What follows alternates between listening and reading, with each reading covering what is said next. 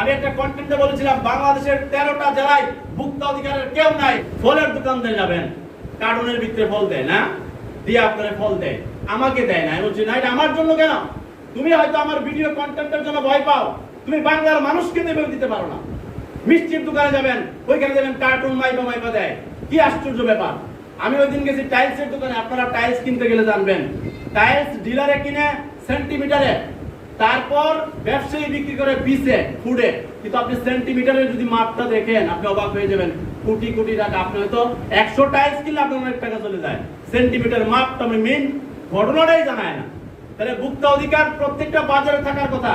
একটা জেলায় কয়টা বাজার? একটা জেলায় মাত্র 2 জন কর্মকর্তা, ওরা পারবে?